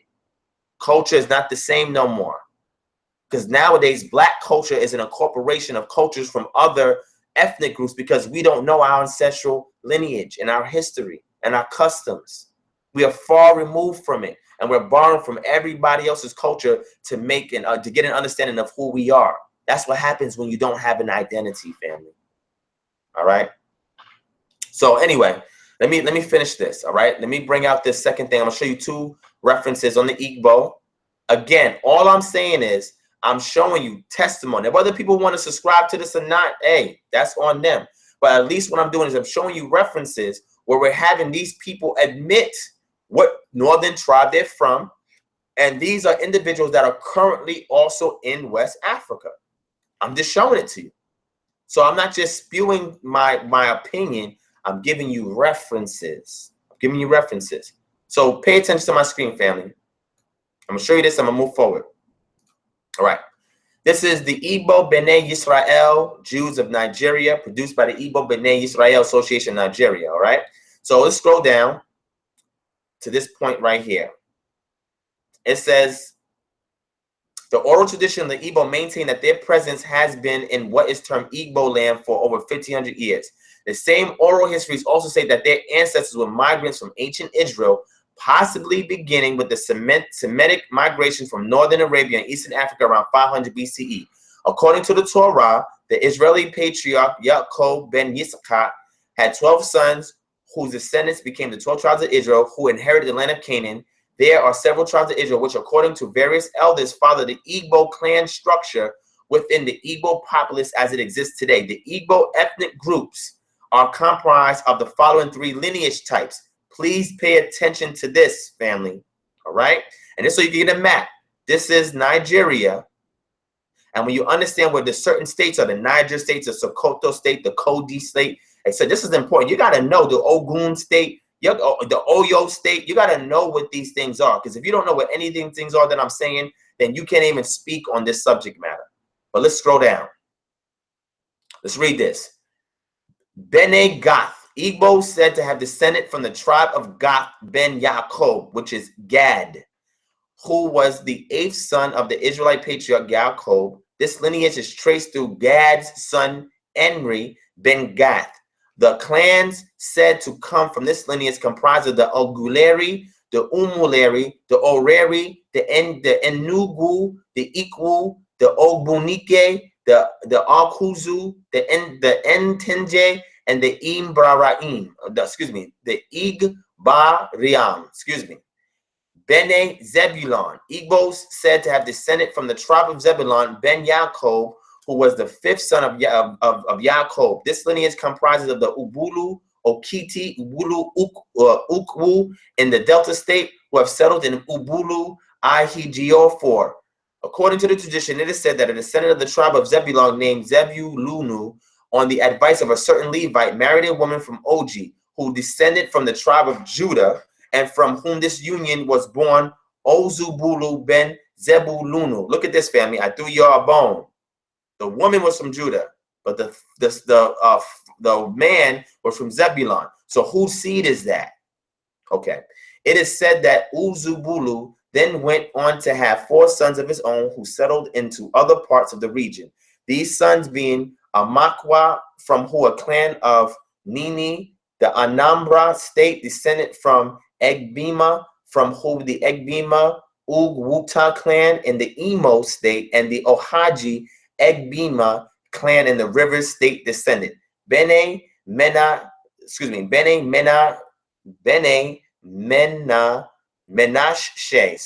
Wow, why am I messing up today? I must be tired. Igbos, whom is theorized may be descendants of the tribe of Manasseh ben Yosef, who was one of the grandsons of Yaakov through his 11th son, Yosef. According to the Torah, Jacob claimed both Manasseh and his brother Ephraim as his own sons. It is theorized by some that this is the possible lineage of the Omichi, the Ichi, the Enwi, and Ichi clans. All right. Now it goes into further, it talks about the methods of Hebrew and Jewish migrations into the Maghreb or the West, and it gives you details concerning that. But what I wanted to say from this is an association who is responsible for trying to categorize and restore the history of the Jews, who they call the Yahudim of Nigeria. But look who they tell you the tribes come from: Gad, Zebulon, and Manasseh. Now remember, family, we went back and looked at the testimony of Eldad the Danite, and he also mentioned northern tribes: Naphtali, Gad, and Asher.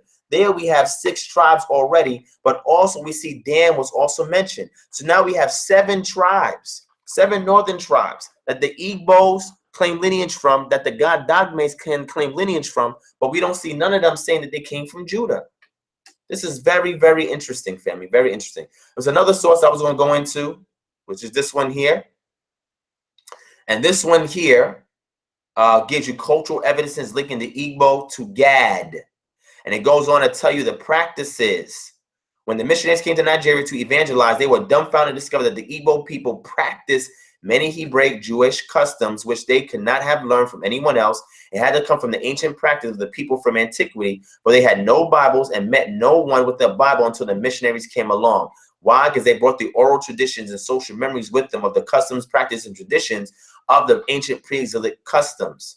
Okay, we even see ode to Aluda Equiano here. Okay, but what's very interesting in regards to this is, again, family, I tell you, go back and look at the works of the missionaries and of the colonialists that only came to observe the tribes. They went on a reconnaissance mission for intel, and all they did was there to identify the fetishes of these tribes that they encountered. And in doing so, they discovered that there were certain tribes that had so many customs and practices that was eerily similar to what was discovered in their Christian Bibles by way of looking at the Torah.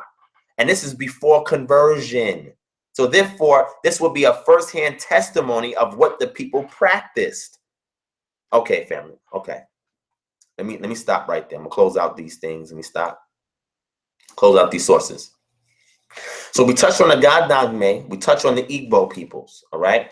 And I showed you there's 7 tribes, northern tribes, that they're claimed descent from. Now there's some that may possibly try to fit and squeeze Judah in there, like we said from Zebulon, and like we said from a inference in regards to looking at the God Dogme peoples, which is the minority testimony, where the majority says it's the 10 northern tribes that have been scattered into Africa as well, and we listed out 7 of the 10. Now we have a situation where the evidence rests more heavily on these African tribes being derived from the northern tribes of the 10 tribes and not from Judah. Does that mean that Judah was not amongst them? I'm not saying that. All I'm saying is that if Judah was amongst them, they were not the majority. And a lot of Judah was contained from contained in the north by way of the Sephardim that emerged on the scene after the expulsion of the Yahudim in 70 AD, 135 AD, and the 4th century. Okay, and then they later on migrated south, where they brought with them Second Temple Judaism and used that system and converted a lot of the locals who were remnants of the northern tribe to convert over now to this form of Judaism. That is my position. And people don't have to agree with it. I'm just giving you a slightly different angle to look at the data with, so you can put on your thinking cap and through a critical lens, re-examine the evidence to see on which side does it weigh more on. This has nothing to do with the 12 tribes chart. This has nothing to do whether it's Israelites that was already here or made their way here in America. It has nothing to do with that. This is specifically honing in on those who say that African Americans are exclusively from the tribe of Judah. And all I'm doing is I'm trying to show them that you have to consider that it may not even be Judah that the weight of the evidence falls on, but it will more so fall on the northern tribes. And I named 7 of them that we can name that will be included in that. More specifically, Gad, that we see similar with both the God Dogme peoples and with the Igbo peoples. Okay, family? All right. My upcoming lecture will go into this more detail, give you more references. I don't want to inundate you guys with references anymore, because when I do that, I realize that the lectures are long. But man, I have so many references for stuff. But I'm going to try to streamline it so that way the lectures are more accessible to the peoples. So what I'm saying is, don't be afraid of West African customs, traditions, and cultures, because the time capsule of the ancient pre-Israelite Israelite customs have been contained amongst those peoples, whether they're the Shemites or the cultural diffusion that occurred with the Hamites. Keep this in mind, family. Keep this in mind. All right, so let's move forward. I want to show 2 more pieces of information, and I'm signing off because it's getting late and I got to get up in the morning and handle some business. All right, so let's move forward. All right.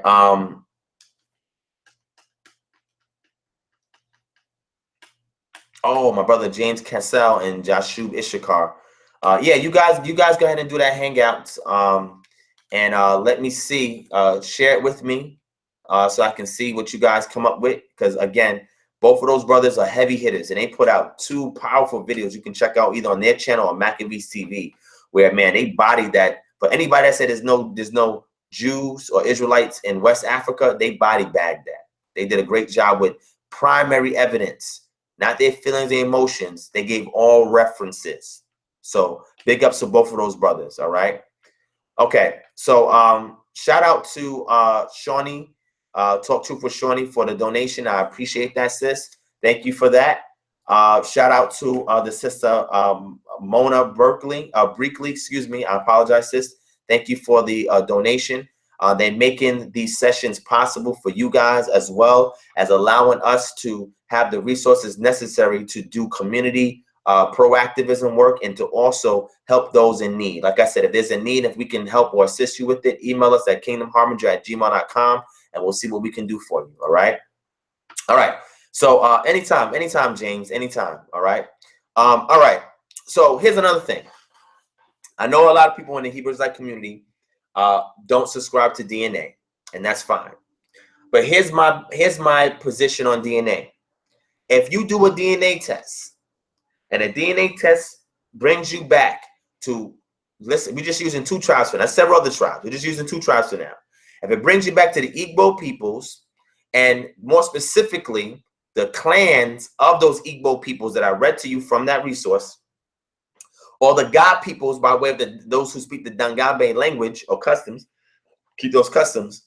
If it brings you back to those peoples, what that is one way to triangulate what tribe you came from. Because their oral tradition, they tell you what tribes they came from. So if I did a DNA test and I went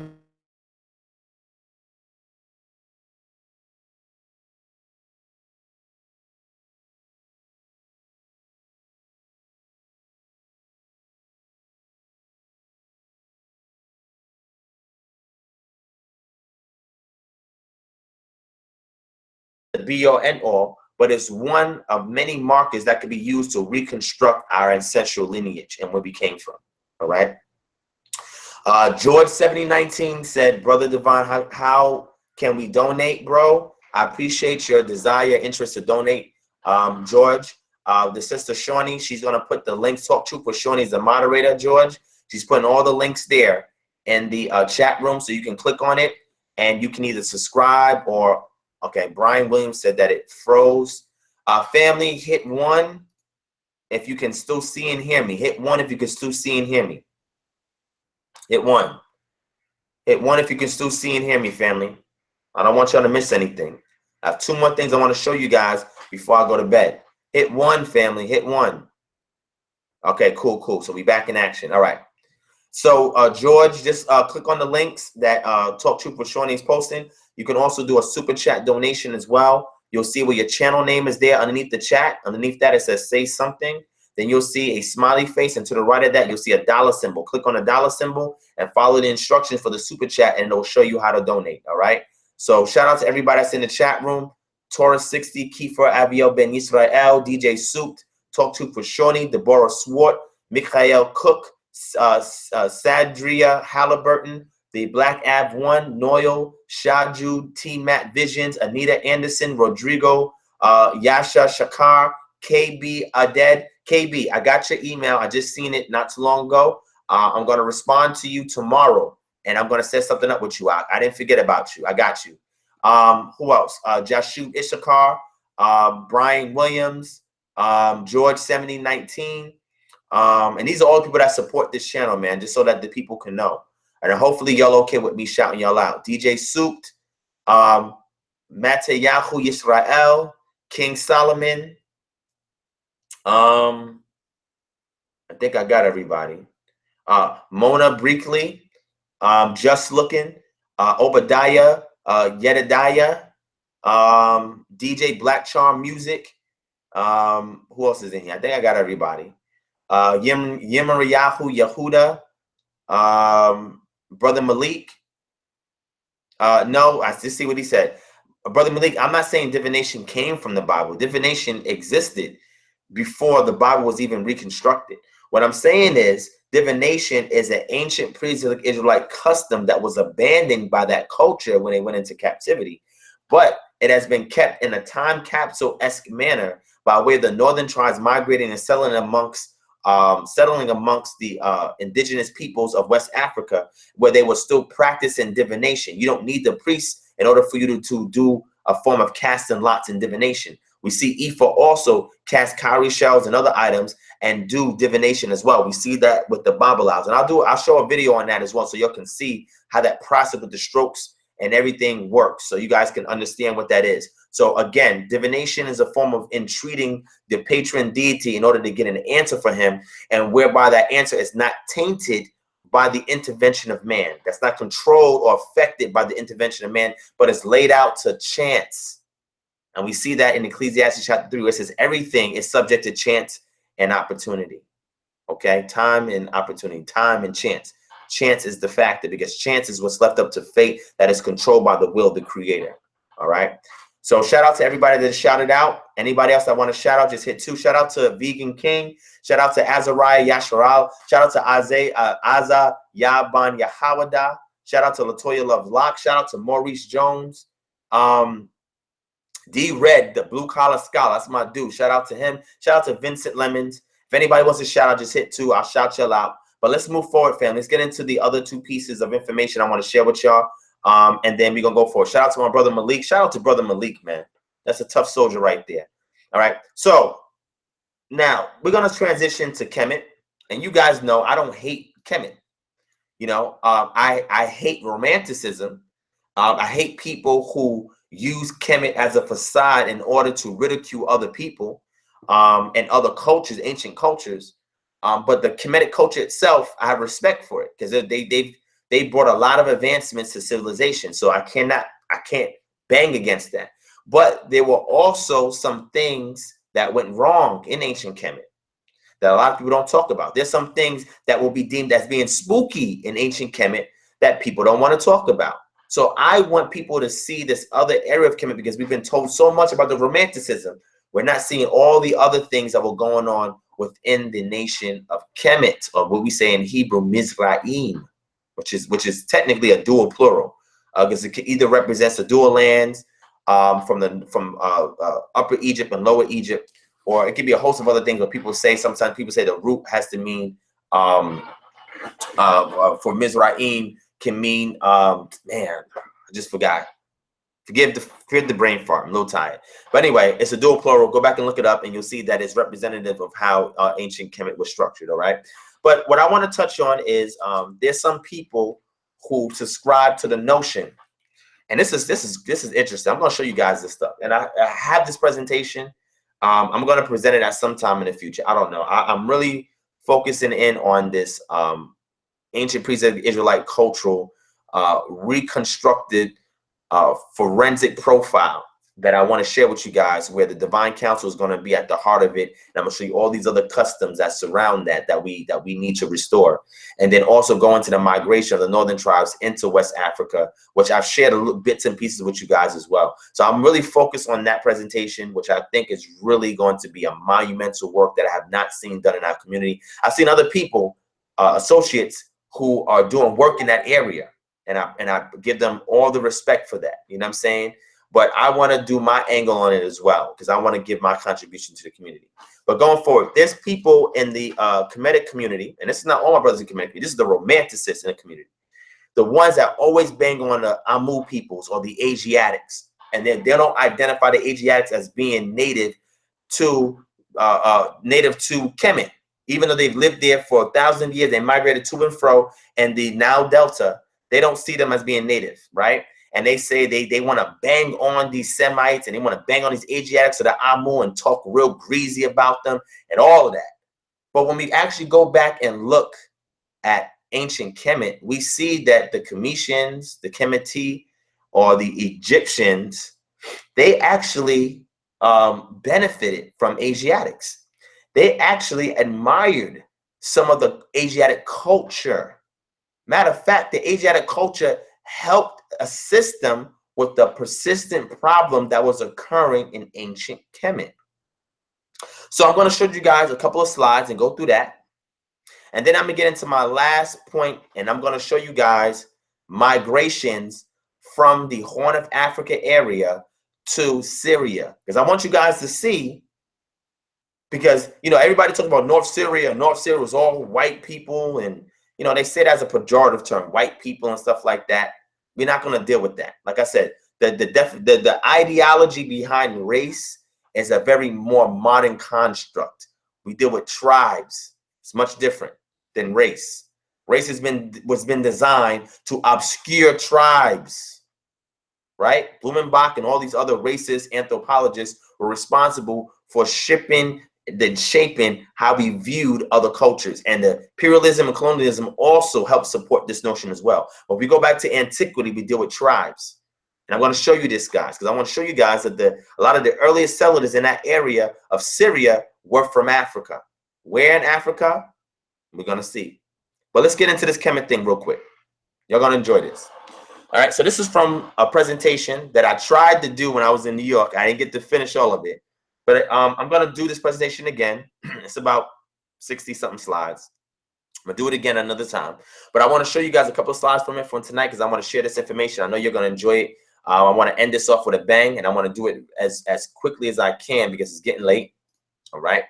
So let me go ahead and show you guys my screen.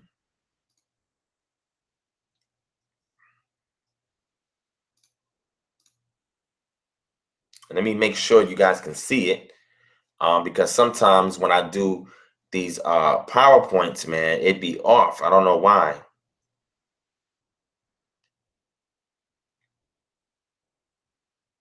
I don't know what's going on with my phone.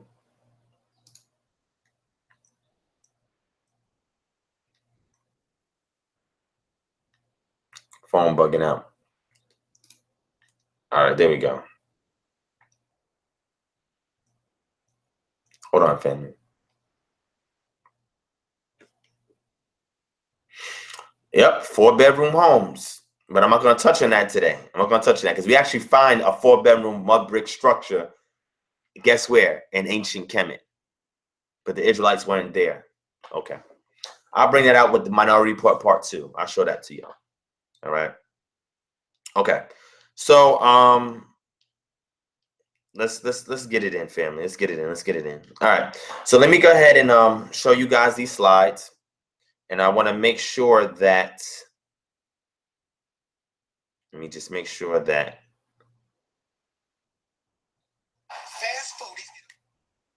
want to make sure that it's showing.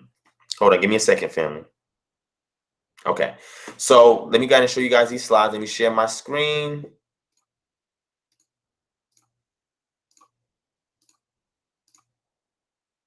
All right. So if you guys can see my screen, hit 1. Shout out to George7019. I appreciate the donation. Thank you so much for the donation. I truly appreciate that. Much love, honor, and respect to you. All right. Okay.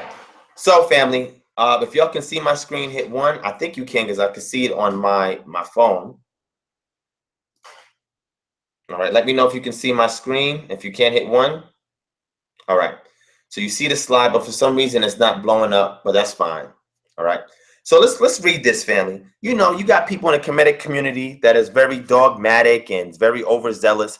And it was like, oh, you know, the Hyksos, man, yo, F the Hyksos, and the Hyksos ain't this, and they did this, and they talk so crazy about the Hyksos.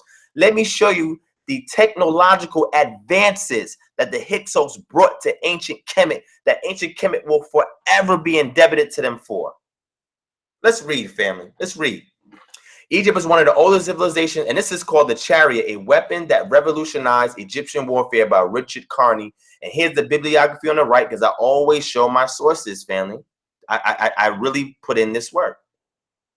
Egypt is one of the oldest civilizations in the world, with a history spanning thousands of years. During one epoch, known as the New Kingdom, approximately 1570 to 1085 BCE, Egyptian pharaohs actively sought to expand and strengthen their empire with a military that mastered the art of chariot warfare. Egyptians, however, did not invent the chariot and the weapons of the Bronze Age, but were introduced to them by outside invaders at a time when the Egyptian military was centered on the infantry. And ancient Egypt never had a standing army. They had conscripts that they used for amongst the peoples in order to use them for war. Now, they had the Magi and other people securing the pharaoh, but when they went to war, they had to get conscripts because they didn't have a standing army. Let's keep reading.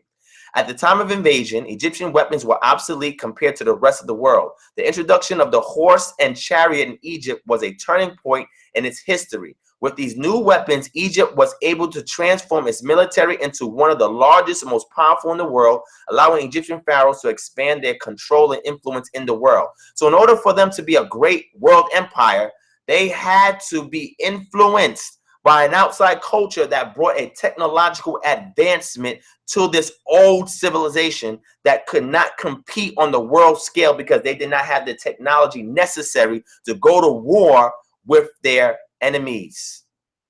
Come on, family. Let's keep reading this, family. Let's keep reading. As historian Richard A. Gabriel writes, the Egyptian soldier confronting the Hyksos must have been terrified by these new weapons. Egyptians had never been exposed to weapons such as the composite bow, the penetrating axe. The composite bow was probably first used by the military of Naram Sin, ruler of the Akkadians, from 2254 to 2218 BCE. This bow had a range 200 yards greater than the Egyptian bows, and it was smaller, lighter, and more powerful. All right. It says at the time of the Hyksos invasion, the Egyptians were still using the blade axe. So that means they wasn't even up to par with their weaponry. It says, which was far less powerful than the socket-penetrating axe of their enemy. The discovery of bronze made the axe more powerful, but it was not until around 2500 BCE when the Sumerians began to make the socket and the blade into one piece that the full power of the penetrating axe was utilized. This method of axe production was also used by the Hyksos, while the Egyptians were still using the old style of axe production.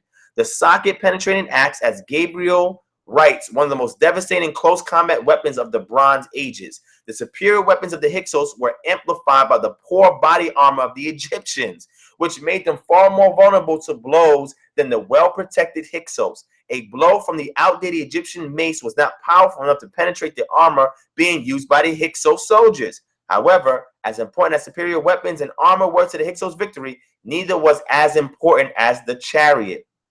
The original Hyksos chariots were probably drawn by 2 horses and carried by 2 soldiers. One man would drive the chariot while the other would fire his bow or through his spear. Missiles could be launched from a stationary position or while in motion. The effect of these chariots on the Egyptian army has been compared to that of the tank on the 20th century warfare.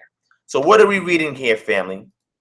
We are reading that Egypt is forever indebted for their military technological prowess advancement based on outside invaders that have now introduced weaponry and chariot and horse technology to them that they did not previously have.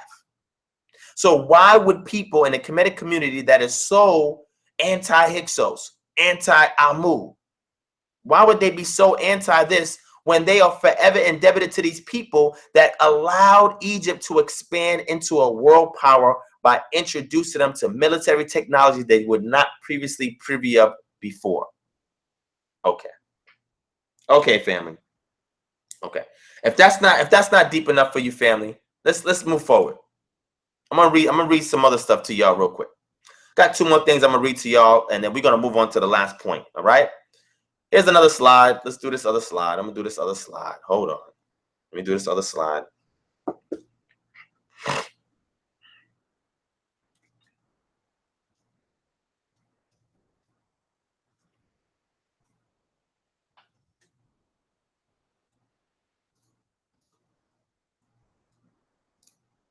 All right, here we go.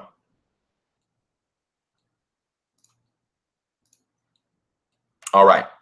So now here's the other slide. And this slide is the people of Kemet had to consult the Amu for magical spells to protect them from poisonous snakes. All right.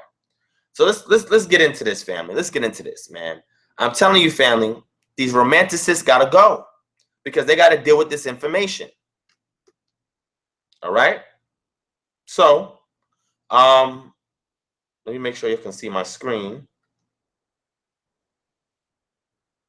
I think y'all can see my screen. All right. Let me go ahead and read this for you guys, okay? All right. Okay, so it works. All right, cool. All right, so we're gonna get back. We're gonna read this, all right? The back of the stela, now mind you, this is the stela right here. This is from a book called The Art of Medicine in Ancient Egypt from the Metropolitan Museum of Art, all right? This is the stele right here that we're talking about, all right? Below here is the bibliography of that stele, okay? And we're going to read something from the stela. It said the stela's text read from the front of the base, then on either side and conclude on the back. They begin with a magic spell against Apophis, or Apis, right? The giant snake who inhabits the Duat, the netherworld, and tries to impede the sun's voyage through it at night. The spell is followed by 1 against poison and 3 for healing a cat that's been poisoned by an insect or snake bite. Now, people say that ancient Kemet was not spooky. That's spooky. But it's not spooky if you understand the culture and embrace it. It goes on to say the back of the stela is inscribed with the spell for protection of those traveling on the Nile, a second story set in the Delta marshes, and 2 spells to counter a scorpion sting and snake bite. The last 2 lines on the back contain Osnum's dedicatory inscription. For the ancient Egyptians, these stories and spells constitute a powerful compendium of magic against 2 of the most pervasive threats, scorpions and snakes whose stings and bites often cause injury or death. The stories are not mere tales, but what is known as mythological precedents. Their description of the gods' own experience with overcoming these dangers gave a divine efficacy to the spells within the stories themselves and to those associated with the stories. Together with the stellated images of the gods and other protective forces, they were a powerful physiological weapon in the armarium of ancient Egyptian medicine. Okay? Now, what's interesting is these spells were introduced to ancient Kemet by way of the Amu peoples. Are you hearing what I'm saying, family? Okay. I have an article too that I want to bring out on that. But what I'm going to do is I'm just going to actually no, let me show y'all the article. Matter of fact, let me just show y'all the article. Hold on. Let me show y'all the article. I want y'all to see this. Hold on, family. Give me a second. I just had it up. I'm bringing it up again.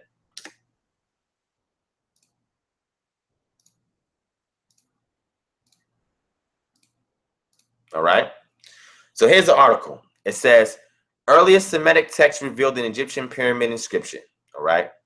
Now, I'm going to leave it up for y'all to read. Right. Let's go over here. Ancient Semitic snake spells deciphered in Egyptian pyramid. This is from the National Geographic News. This one over here to the left is from Science Daily, and y'all can read it.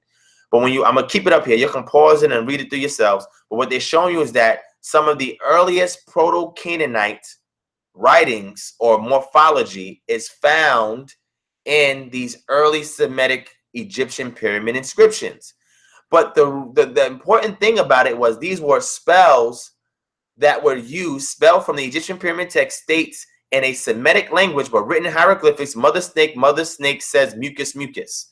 The first public revelation of the earliest continuous Semitic text ever deciphered has been taking place at the Hebrew University of Jerusalem. These spells was introduced to ancient Kemet by the Amu peoples, and the ancient Kemetic peoples will be forever indebted to these peoples because they gave them spells against scorpions and against snakes, two things that were pervasive in ancient Kemet that was killing people left and right. So now when they were acculturated with these Semites or these Amu peoples, they learned these spells that they then utilized in order to dispel away these snakes and scorpions. So therefore, the ancient Kemetians or ancient Kemeti or Egyptians will be forever indebted to the Amu for introducing them to these snake spells and these scorpion spells to dispel these entities that were responsible for killing people left and right and invoking fear amongst the ancient Egyptians. All right, let's move forward. Here's the last slide. Let's get into it. This is from E.A. Wallace Budge's book, The Book of Gates. If you don't know what the Book of Gates is, I encourage you guys to go back and look it up. Right? You can see this. You can get it for free online as well. All right. But here in the Book of Gates, I want to show you guys, was an afterlife granted to Asiatics as well? So these ancient Kemetic romanticists will always bang on the Asiatics and talk crazy about the Asiatics and all of that. But then they were overlooked on how the Egyptians viewed the Nubians, just like they viewed the Asiatics. But that's another discussion. And they will always say, oh, F the Hyksos, but the Hyksos helps you to increase your military technology. Oh, forget the Semites, but the Semites introduce you to spells that help you against these pests of snakes and scorpions. And then they would say, oh, you know what? You know, their Nasuts or their deities by way of the Neteru, they despise the Amu peoples or the Asiatics. Well, I'm here to tell you that's a damn lie. Let's go ahead and read this, all right? To the four-bearded gods, Ra saith, holy are ye, O Henbi gods, ye overseers of the cords of Amentet. All right, O establish ye fields and give them to the Netaru and to the Ku, the spirits, after they have measured in Sekhet Aru. Let them give fields and sand to the Netaru and to the souls who are in the Tuat. Their food, and I've mentioned these terms before in other lectures, so I'm not going to really break that down here because it's getting late. Their food shall be from Sekhet Aru, and their offerings from the things which spring forth therein, on the left of the path of the boat of Ra. Now, mind you, these are people that's making their way through the what we call the Book of Gates, the various gates in the Duat, and making their way to the field of heavenly reeds now. And they're going to tell you who these people are. We can see it right here in the primary. I'm showing you the primary right here. At the lower left and lower right, we have the primaries, okay? But let's keep reading. It says a hawk-headed netter leaning upon a staff. He is called Heru.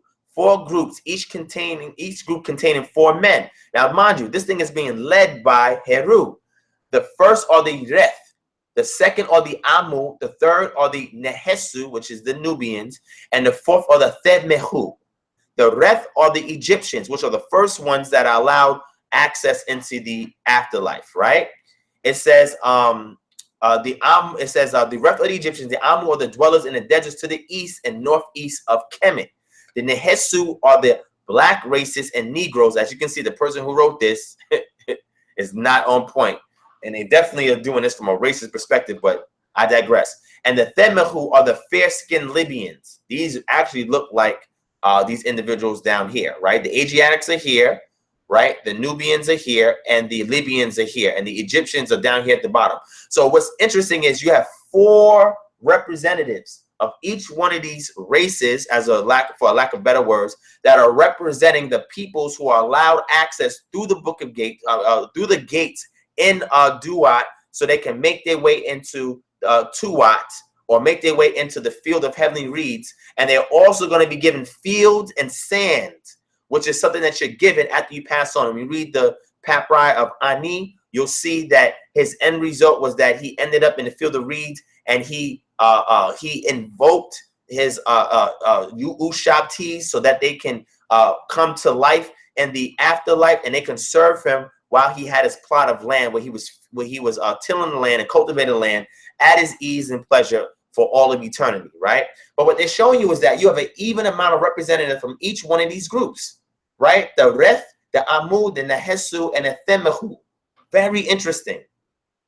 It says 12 bearded beings, 12 bearded beings, right? Each of whom grasp with both hands the body of a long serpent. These are called the holders of the period of time in Ament. 8 bearded Necheru, who are called the sovereign chiefs of the Tuat. Heru saith unto the creatures of Ra, who dwell in the black land, Kemet, and in the red land, the deserts which lie on each side of the black land, formed by the mud of the Nile, magical protection be unto you, O ye creatures of Ra, who have come into being from the great one who is at the head of heaven.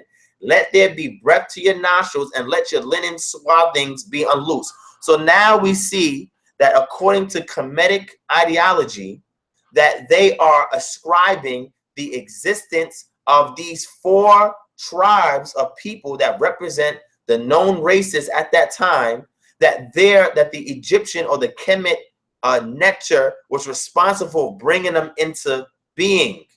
This is very interesting, family. Let's keep reading. Look what's being said of these individuals. It says, O you creatures of Ra, who have come into being from the great one, who is at the head of heaven, let there be breath to your nostrils, and let your linen swathings be unloosed. Ye are the tears of the eye of my splendor in your name of Reth, i.e. men. Mighty issue of Amu, ye have come into being in your name Amu. Sekhet hath created them, and it is she who delivered or avenged their souls. So who is the matron deity over the Amu peoples? Sekhet. He said, I masturbated to produce you, and I was content with the 100,000 beings who came forth from me in your name of Nehesu, that's some of the Nubians. Heru made them come into being, and it is he who avenges their souls. So now we see the patron deity of the Nehesu is who? Heru. Interesting. It says, I sought out mine eye, what we said segment, right? And ye came into being in your name, the Mehehu. Sekhet had created them, and she avenges their souls. This is a primary reference, translation of a primary reference, which you can see here, which is saying that 4 individuals representing each one of these quote-unquote races of individuals, quote-unquote races of individuals, that was acknowledged in ancient Kemetic culture, that was all allowed passage into the Tuat, or into the field of heavenly reeds, which means that there was a degree of equity amongst how the Egyptians viewed other peoples. Okay. How many people is bringing this information out in our community? Nobody. But you heard it here first, family. Now I'm about to take y'all home because it's getting late. I'll get one more article for y'all. I know it was late. I know this is like 2+ hour session. Hopefully y'all enjoyed it. But I'm going to show you guys one more thing, and I'm going to bed. All right, one more thing, and I'm going to bed. Right? If y'all are enjoying this, please hit 1. All right, if y'all are enjoying this, please hit 1. Hit 1 if y'all are enjoying this. Unless y'all hit 1, I'm not going to proceed. It's about 75 of y'all in here. Please hit 1. And to make sure the audience is still there, they're still active, involved, and engaged, so I can proceed with the last point I want to make tonight. Hit 1, family. Make sure I get enough 1s. And also, please hit the like button. Hit the like button as well, family. Please, everybody in the chat, hit the like button. Thumbs up, like button. Please hit that button, family. Please, please. All right? All right, so we got some 1s. All right, let's move forward. Last point of the day. All right, last point of the day. Let's get this last reference, and then we out of here. All right, here we go. Here we go. Here we go. Now this is a shot that I'm throwing out there, right? And the one who hollers is the one I got hit, but it's a shot thrown out there. But this is fun research information that I want to show you guys. But I want you guys to see this real quick. Hold on, I'm going to show you guys. Show you guys this. I think I fixed my problem. Yo, guys, I'm so happy. I just fixed my issue that I was having. I found out a way to get around it. All right, here we go. All right. Okay, family. Thank you for the 1s. I appreciate that. Yeah, so hit the bell. Rodrigo, Yasha Shakar's right. Please hit the bell so you can get notifications when we go live, family. Also, hit the thumbs up button for the like. Also, those of you here that are visitors for the first time, please subscribe. I guarantee you will get information here that you're not seeing nowhere else, okay? And thank you guys for following me all the way up to almost 4 o'clock in the morning. Well, it is 4 o'clock in the morning. Thank you guys for rocking with me this whole spiel. Hopefully you guys enjoyed, and we're going home with this last slide, all right? This is from an article by Bioarchaeology of the Near East, right? It's called Origins of the Neolithic People of Abu Huraira, which is in northern Syria, an attempt to address an archaeological question through a study of mandibles. If you don't know what a mandible is, if you look at the jawbone right here, and right above the jawbone with the molars, this area, this is called the mandible right here, okay? So now let's read this. Move that out the way, all right? Excuse me, my nose is bothering me a little bit. All right, hold on, give me a second. All right. An abstract, a high degree of diversity noted in the Neolithic mandibles from Abu Huraira provided the opportunity to address the problem of the meaning and origin of variability in the population. Mandible morphology is approach bearing in mind craniofacial interactions. 2 morphological patterns were identified in Abu Huraira mandible sample. The Abu morph represents the majority, while the Abu morph corresponds to a small group with a distinctive shape. In its preliminary study, variability of the mandibles was examined through bivariate analysis of the Abu Huraira material in 5 comparative samples. The Abu pattern has affinities, listen to this, with other populations of the Near East, including Qatal, Huyuk, and Lachish, as indicated by similarities of both Ramus morphology and corpus robusticity, while the Abo pattern shows biologic significant resemblances to East African and North African Mesolithic, the Afulo, as well as the Neolithic material from the Near East Jericho. What are we saying? Looking at this mandible, it is connecting various ethnic groups of people that is found at Lachish, that is found in East Africa, the Elementata, excuse me tonight, I'm messing names up, North African Mesolithic, as well as Neolithic material from Near East Jericho, these 4 regions. These similarities suggest that there were migrations to the Northeast from North and East Africa at the end of the Pleistocene period. Let's read this last thing right here. The Abu Huraira is an archaeological site located in Euphrates Valley in modern Syria. The remains of the villages within the tell come from over 4,000 years of habitation spanning the Epi-Paleolithic and Neolithic periods. Ancient Abu Huraira was occupied between 13,000 and 9,500 years ago in radiocarbon years. The site is significant, listen to this, because the inhabitants of Abu Hurairah started out as hunter-gatherers but gradually moved to farming, making them the earliest known farmers in the world. Where is that found? In Syria. But where did these individuals come from? Right? Because remember, they said there's variability in the population that they found there, but a good contribution of those peoples in that area migrated from Northeast Africa and from East Africa. So what am I saying, family? I'm saying to you that the affinity of those people who migrated there from Africa also have an affinity of people who were in Jericho and people who were also in Lachish. Okay. All right. When people tell you that Syria was a region that only had people that had non-Negroid phenotypes, they don't know what they're talking about, because it was not just exclusive to those peoples. Okay, let me stop this, family. I gotta stop this now. Let's stop this. We're about to end up there. All right. We have to address this type of scholarship in our community, because people will make a lot of claims and sound very good with them until you present evidence that they have to consider.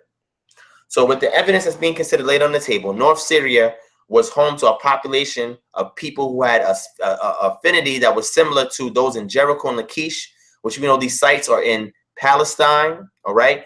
And these people having these affinities are people with similar affinities from people that were in Northeast Africa and East Africa, which means they would have phenotypically looked similar. Okay. All right, family. With that being said, I'm going to end off. I want to say all praises to the Most High Yah. I want to thank the ancestors and the tutelary spirits for guarding over me, like we see in the book of Tehillim. Those of you who want to know what I'm saying, let me give you that reference real quick, because some people might think I'm being spooky with it, right? When I say tutelary spirits, I want to show you something, all right? There we go, right? Let's get Tehillim chapter 91, verse 11. We're going to read it, okay? And I don't want to go deep into this. I want to teach this another time. But it says, for he will give his Melachim charge concerning you to guard you in all your ways. Other indigenous cultures call this system the ancestral spirits that's watched over them. And our culture, we call it the messengers of Yah that are there to guard, guide, and protect us. If we dwell in the secret place of the Most High and abide in the shadow of the Almighty, then one of these things, of many things are promised to us, and that is the tutelary spirits that are there to watch over, guard, and protect you. So I give honor to those spirits for watching over me, but I give higher honor and praise to the Most High Creator, who have assigned those Melachim messengers to watch over me. And these things were perceived by other cultures as ancestral spirits. Let's not get spooky here, family. Let's go back to indigenous culture, all right? So all praise to the Most High Yah. I want to give thanks to those tutelary spirits, ancestral, what people call ancestral spirits, which I will call the Melachim of Yah, that are here to guard over and protect me. I pray that if you are dwelling in the secret place of Yah and abiding in the shadow where no destruction is coming upon you, and if anything doesn't come upon you, is there to make you and not break you. I pray the same blessings onto you, and that those same tutelary spirits will also watch over, God, and guard and protect you as well. And I want to thank you, family, for being here with me at 4 in the morning. I know it was a long ride, but I'm hoping that this ride was very entertaining, very engaging, very involving. I may not be as turned up as I normally am because I'm tired, but I still want to give you guys some substance or some things to munch on until our next session. All right. So with that being said, thank you, family, for those who say that they appreciate this. I truly appreciate y'all.